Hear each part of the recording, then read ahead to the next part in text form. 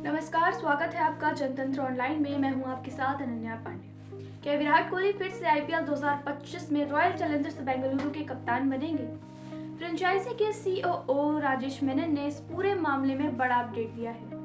IPL के mega occasion में RCB की रणनीति की जमकर आलोचना की गई, खासकर इस बात की कि फ्रेंचाइजी के कैप्टेंसी मटेरियल पर पैसे खर्च करने में कंजूसी दिखाई गई। आरसीबी की टीम ने ऋषभ पंत या केएल राहुल पर ज्यादा पैसे खर्च नहीं किए। मेगा ओकेजन के बाद ऐसी खबरें थी कि विराट कोहली फिर से आरसीबी की कप्तानी करेंगे, लेकिन अब इस पूरे मसले पर आरसीबी फ्रेंचाइजी के सीईओ ने बड़ा खुलासा किया है। मीडिया रिपोर्ट्स के मुताबिक आरसीबी के सीईओ राजेश मेनन ने कहा, फिलहाल हमने कुछ भी तय नहीं किया है। हमारी टीम में 4 से 5 लीडर हैं। हमने अभी तक इस बारे में विचार विमर्श नहीं किया है कि हमें क्या करना है। हम विचार करेंगे और फिर किसी नतीजे पर पहुंचेंगे। कोहली आईपीएल इतिहास में तीसरे सबसे अनुभवी कप्तान हैं। उन्होंने 143 मैचों से आरसीबी की कप्तानी की है। उनका जीत प्रतिशत 38.56 रहा है।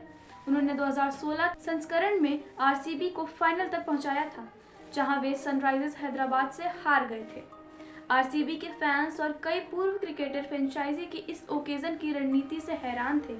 ओकेजन में उनकी सबसे महंगी पसंद ऑस्ट्रेलिया के तेज गेंदबाज जोश हेजलवुड थे, जिनकी कीमत 12.50 करोड़ रुपए थी। उनकी सबसे महंगी विदेशी बल्लेबाज इंग्लैंड के फिल सॉल्ट थे। उन्होंने इंग्लैंड के युवा ऑलराउंडर जैकब बैथल पर दाव लगाया, जिन्होंने भारत के खिलाफ टी20 सीरीज में अच्छा प्रदर्शन नहीं किया था। मैंने ने बताया कि उन्होंने अपने home ground M Chinnaswamy stadium को ध्यान में रखते हुए बॉलिंग अटैक चुना है।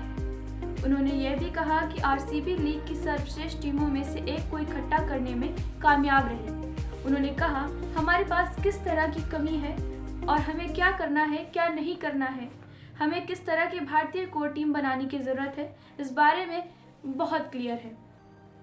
साथ ही अगर आप एम चिन्नास्वामी स्टेडियम में खेलना चाहते हैं तो हमें किस तरह के गेंदबाज आक्रमण की जरूरत है, हमने वही किया। मैंने आगे कहा, अगर आप पहले दिन को देखें तो ये हमारे लिए बहुत कम महत्वपूर्ण था। लोगों को लगा कि हम ओकेजन में भाग नहीं ले रहे हैं, लेकिन दूसरे दिन के अंत में फैन से लेकर एक्सपर्ट तक सभी ने कहा कि हमने जो किया वह सबसे अच्छा है, क्योंकि हमने सभी कमियों को पूरा किया है और मुझे लगता है कि हमारे पास सर्वश्रेष्ठ टीमों में से एक है। पिछले सीजन में आरसीबी अंक तालिका में चौथे स्थान पर रही थी, लेकिन अल्टीमेटर के मुकाबले में उसे हार का सामना करना पड़ा। ऐसे में अब देखना दिलचस्प होगा कि अगले सीजन में उनकी प्लेइंग 11 कैसी रहेगी। फिलहाल के लिए इतना ही। ऐसी ही और खबरों को जानने के लिए जुड़े रहिए जनतंत्र ऑनलाइन के साथ।